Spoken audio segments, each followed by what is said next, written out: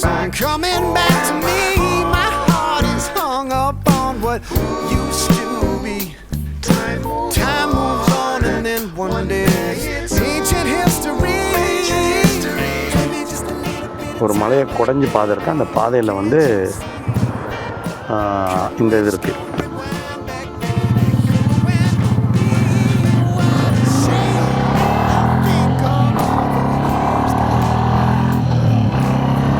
தெரியுதா உங்களுக்கு? தூரத்தில் தெரியும்.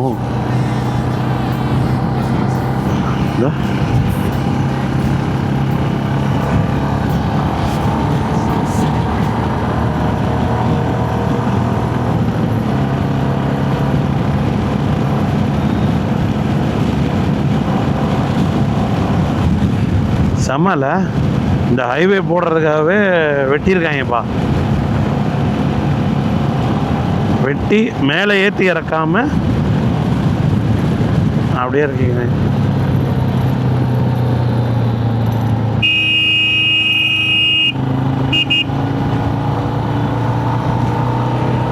இது மாதிரி ரோடில் வந்து எலிவேஷன் வந்து சும்மாலாம் கொடுக்க மாட்டாங்க. எல்லா இடத்துலையும் தேவைப்பட்டால் மலையும் குடஞ்சிருவோம். அந்த மலையோடைய குடஞ்ச மண்ணுக்கல்லாம் எடுத்து நாங்கள் யூஸ் பண்ணிக்குவோம்.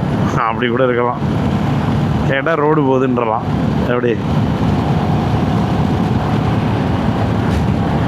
கனிம வளத்தை வந்து அவ்வளோ ஈஸியாக தொடக்கூடாது. அது ஃப்யூச்சரை வந்து பாதிக்கும்.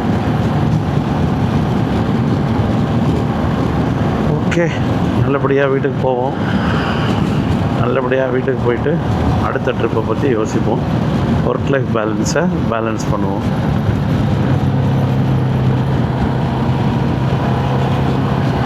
ஏதோ ஒரு விஷயம் கொஞ்ச நேரத்துக்கு முன்னாடி யோசித்தேன்.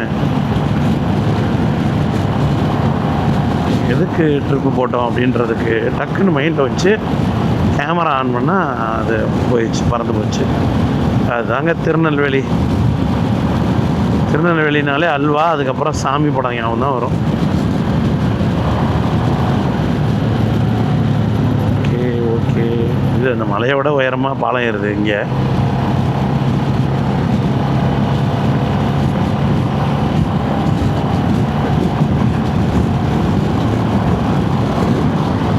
வண்டி பாவுங்க 2 நாளாக என்கிட்ட கஷ்டப்படுது. அடின்னு அடிக்கிற மாதிரி ஒரு பட்டு. ஓகே, இன்ஜினை நான் பாதுகாப்பாக தான் வச்சுருக்கேன். லூப்ரிகேட் பண்ணேன் எவ்ரி 500 கிலோமீட்டர்ஸ்க்கு. நியர்லி இப்போ வந்து நம்ம எனக்கு தெரிஞ்சு ஒரு 900 வந்துருப்போம். 900 கிலோமீட்டர்ஸ். திருநெல்வேலியில் அல்வா சாப்பிட்டு. ஸ்வீட் சாப்பிட மாட்டேன், பட் ஓகே, இவ்வளோ தூரம் வந்துட்டு திருநெல்வேலி அல்வா சாப்பிட்லன்னா அப்புறம் திருநெல்வேலிக்கே மரியாதை இல்லைன்னு அர்த்தம்.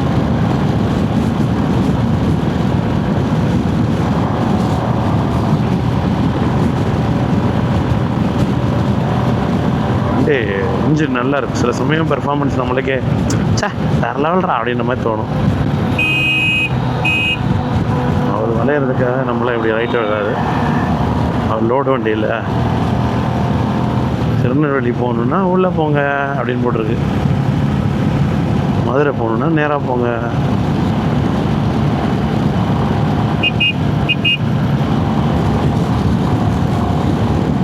இங்கேருந்து ஒரு 2.5 hours ஆகும் தெரிஞ்சு. நம்ம வந்து சாப்பிட இப்போ ½ hour பண்ணிடுவேன். கொஞ்சம் சின்ன சின்ன இதெல்லாம் வாங்கணும் வீட்டுக்கு தேவையான. அப்புறம் கோவில்பட்டி கடலை மிட்டாய் வாங்கிட்டு போகணும். இந்த கடலை மிட்டாய் ஃபேக்ட்ரி போயிருக்கேன் நான். நிறையா குடிசை தொழில் மாதிரி பண்ணுவாங்க. நான் முடிஞ்சால் போகிறப்ப நான் அதை உடனே விளாக் பண்ணியிருக்கேன். பட் இந்த தடவை முடிஞ்சால் காமிக்கிறேன். ஃபுல்லாக திருவிட்டேன். இதுக்கு மேலே திருவ முடியும்.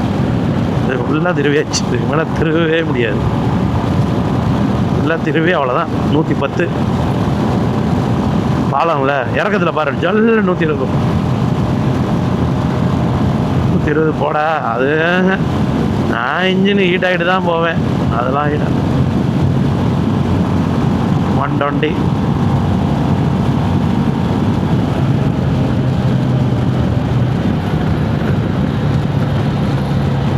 மலை சாரல் சூப்பராக இருக்குப்பா. வரமா வண்டி வந்து திணற விட மாட்டேன் ரொம்ப. சில இடங்களில் அதோடைய ஆற்றலையும் சோதிப்பேன். அப்படியே திருவியே விடணும்னு அவசியம் இல்லை. இந்த கேபிள் ஹீட் அப் ஆக்சுவலாக 110 ஹீட் பண்ணினா 80-90 நல்லா ஓடும். அதுக்கு தான் போகிறது. இல்லைனா 120 போகணும்னு அவசியம் கிடையாது. 120 நீங்கள் வந்து 120, 100 ஏதோ ஒன்று ஒரு அது பேர் வந்து ஆக்சிலரேட்டட் கண்டிஷன் சொல்லுவாங்க. when you accelerated your condition, so it will be smoothen for your 80-70% operation. இது வந்து it's a rule for them rule for all any engines. So அதனால் 100, 110 நீங்கள் ஹீட் பண்ணணும். ஹீட் பண்ணிவிட்டு அதுக்கப்புறம் 80-90 ஓடுங்களேன், ஸ்மூத்தாக ஃப்ளையிங் மாதிரி போகும். நீங்கள் you never crossed 80, but then you are 80 கோயிங்னா அந்த 80 வில் பி டஃப்பாக தான் இருக்கும் அப்படியே.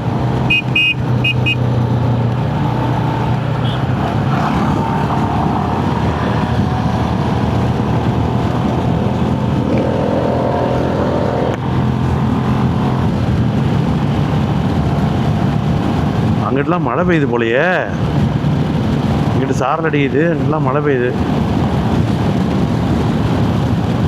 வாவ், வியூலாம் சூப்பராக இருக்குல்ல, சரியான வியூ. ரோடு இங்கிட்ட இது இருக்குது, என்னடா வியூ அப்படின்னு நினைக்காதீங்க. இந்த வியூவை நான் ரெகுலராக பார்க்குறதில்ல, இங்கே பார்க்குறேன், அவ்வளோதான், சிம்பிள். அதான் சூப்பராக இருக்குன்னு. மேபி இவங்களுக்கு இதே பழக்கப்பட்ட இடம். இவங்க வந்து மெட்ராஸுக்குள்ளே வந்தாங்கன்னா வா அப்படின்வாங்க. தாம்பரம் தாண்டினானே அப்பா சம்மல்ல அப்படின்வாங்க. நம்ம டெய்லி அதை பார்த்துட்டு இன்னத்த ராஜம்மா இது. ஆனால் பெசன்ட் நகர் சைடு போனோம்னா நம்ம சூப்பர்னு சொல்லுவோம். நம்ம என்றைக்குமே நம்மளுக்கு பார்க்காத விஷயத்தை பார்த்தா தான் வாவ். எனக்கு இது வாவ். எப்படி காற்று அடிக்குது, பயங்கரம் அடிக்குது, கிட்ட அடிக்குது, அங்கிட்ட அடிக்குது. ஐயாப்பா வண்டியை தள்ளுது.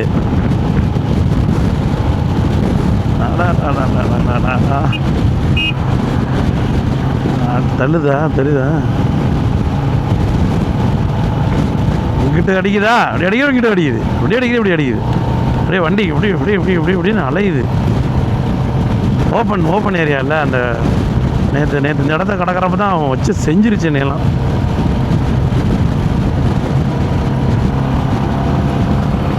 கொஞ்சம் என்ஜாய் பண்ணுவோம், ஃபாஸ்ட்டாக ஓட்டுவோம், அப்போ தான் அந்த காற்றுல அப்படியே ஐயா ஐயா ஐயா தள்ளுது. இப்போ நான் ஒன்றுமே பண்ணல, என் வண்டி எங்கிட்ட போகுது பாருங்கள்.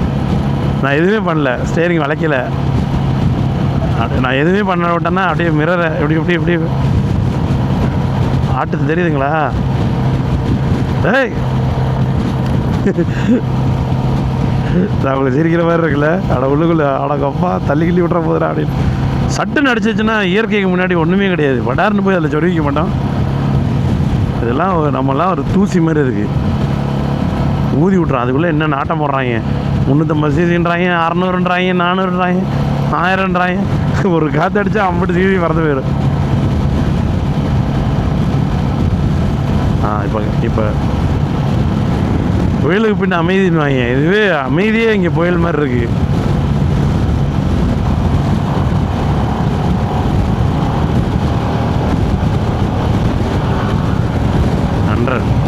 எப்படி காற்று அப்படியே அடைக்குது, அலைக்குது. வேகம் வந்து சைடில் பார்த்தா தெரியும் பாருங்க வேகம். நான் சின்ன வயசில் பஸ்ஸில் போகிறப்ப வேகமாக போதா இல்லைன்றதை முன்னாடி பார்த்தா தெரியாது. சைடில் கதவு ஜன்னலில் பார்ப்பேன், விறுவிறுன்னு போகும். போ சரியான வேண்டாம், ஆனால் 40 தான் போயிட்டு இருப்பாங்க கவர்மெண்ட் பஸ்ஸு. அது மாதிரி சைடில் காமிச்சு வேகத்தை காமிச்சு என்ன முடியும். காற்றுல போகிறப்ப அங்கிட்ட காற்று இதை விட வேகம்.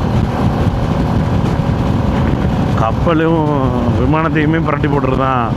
2 வீலர்லாம் ஏமாத்துறாதுக்கு சப்ப விஷயம்.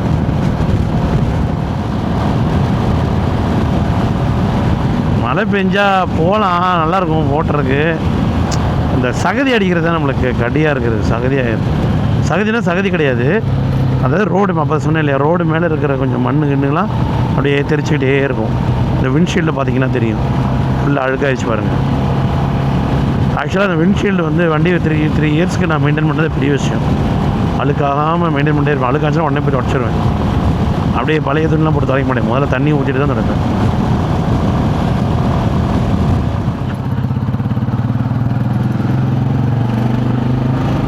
இங்கே தான் கடை போடு வைப்பாங்க எப்போயுமே.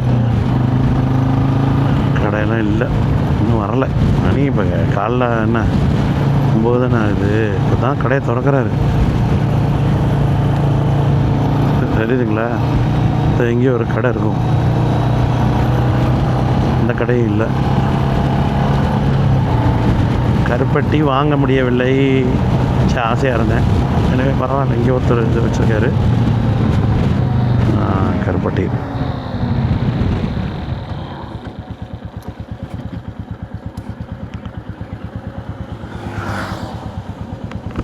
கருப்பட்டியா அது? வெள்ளமா என்ன கருப்பட்டியா அது? வெள்ளமா கருப்பட்டியா? கருப்பட்டி தானா? உண்மையானதானா இல்லை வாங்கி வைக்கிறது? எவ்வளோ? இல்லை உண்மையிலேயே 450 தான். எனக்கு தெரியாது, ரேட்டு தெரியாது, அதுக்காக கேட்குறேன் நான். எவ்வளோ வரும் 1 கிலோ? எவ்வளோ கணக்கு காமிங்க, அளவு காமிங்க. பட் உரிகிறோம்ல.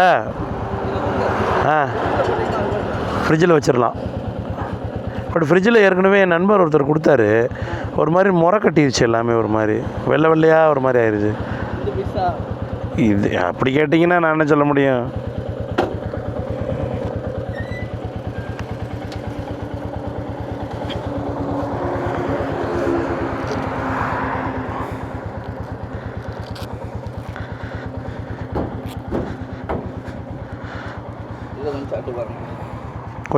கொஞ்சம் எடுத்துக்கிறேன். இது என்ன? இது எப்போ செஞ்சது போட்டது? அருமை.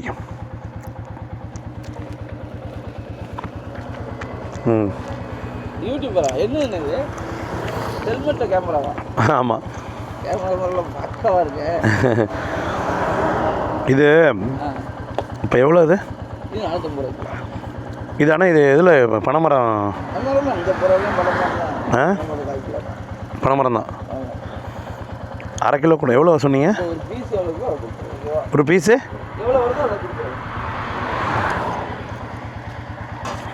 அது எப்போ எடுத்தது? அது இது எப்போ எடுத்தது? பழசு தான். இல்லை அவ்வளோ வேணாங்க எனக்கு. அது எவ்வளோ? 1 கிலோனா எவ்வளோ வரும்? 400 ரூபாய்க்கு இருக்கா? ஆனால் வீட்டில் உடச்சிக்கணும். நான் உடச்சிக்கணும் போய். கொஞ்சம் பார்த்து ரேட்டு சொல்லுங்களேன். சரி கொடுங்க.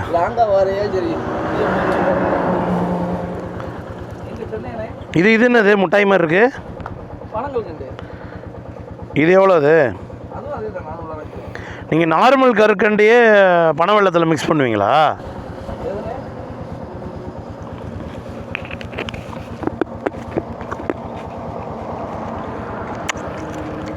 பிஞ்சு பிஞ்சுன்னு இருக்கு. மழை பெஞ்சா?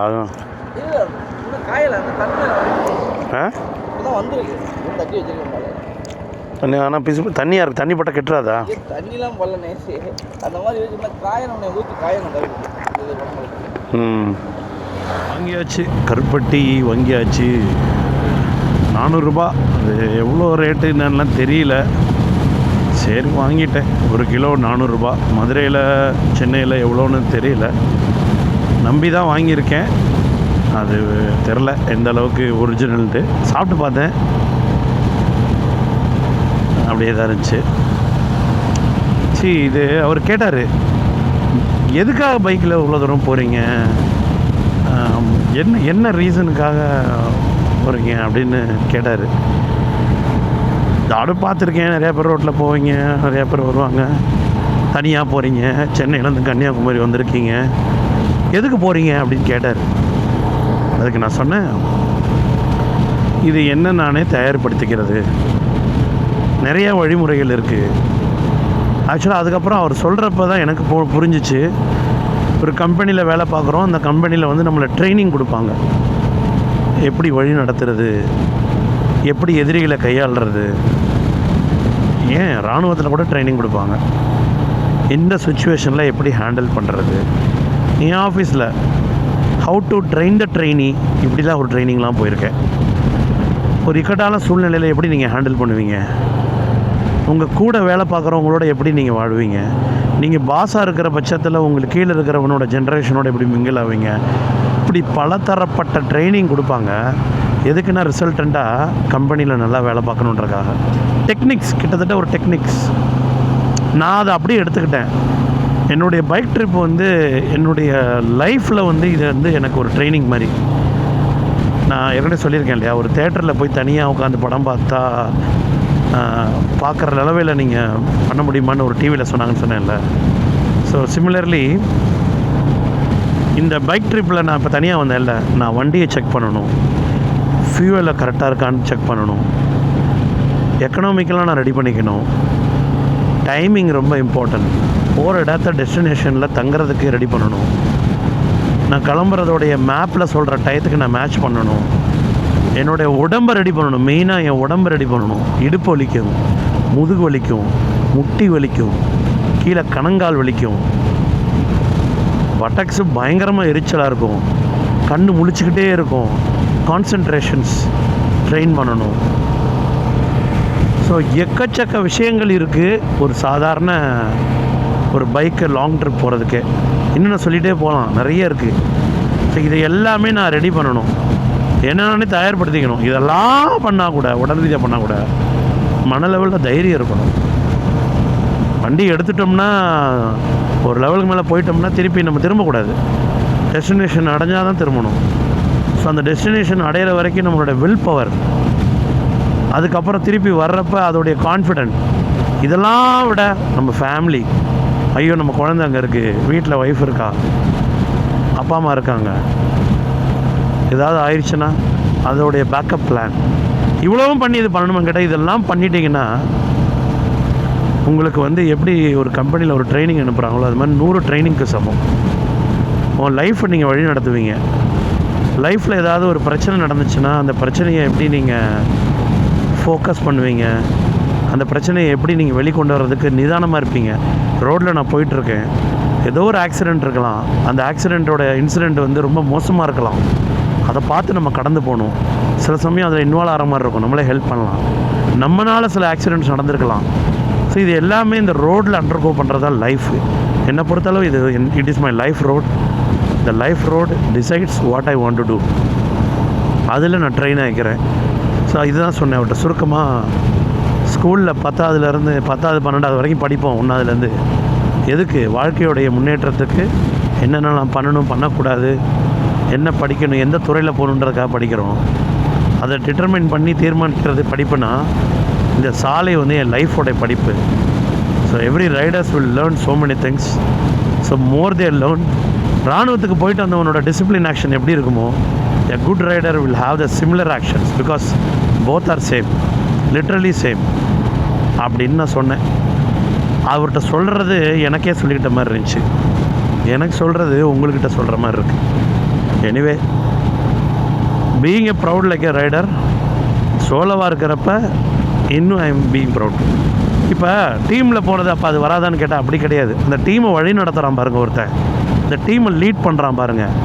10 பேர் பைக்கில் போகிறோம், முதலாக போகிறவன் லீடு, கடைசியாக வரவன் ஸ்வீப்பு, நடுவில் போகிறவன் மேனேஜர் ரோல்.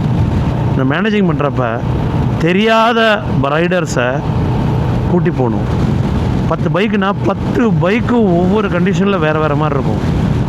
அந்த 10 பைக் ரைடர்ஸோட மனநிலை வேறு மாதிரி இருக்கும். அதெல்லாம் சின்க்ரனைஸ் பண்ணி ஒரு டீமாக கூட்டி போகிறப்ப கிட்டத்தட்ட ஒரு கம்பெனி நடத்துகிற ஒரு வலிமை கிடைக்கும். நீங்கள் வந்து பொருளாதாரத்தில் விட்டுருங்க, ஒரு கம்பெனி நடத்தி பாருங்கள், அதோடைய வழி தெரியும், பிரச்சனைகள் புரியும். எம்ப்ளாய்க்கு சம்பளம் கொடுக்கணும், இக்கட்டான சூழ்நிலையில் போகிற வண்டியில் பஞ்சர் ஆகலாம், ஒருத்தனுக்கு முடியாமல் போகலாம்.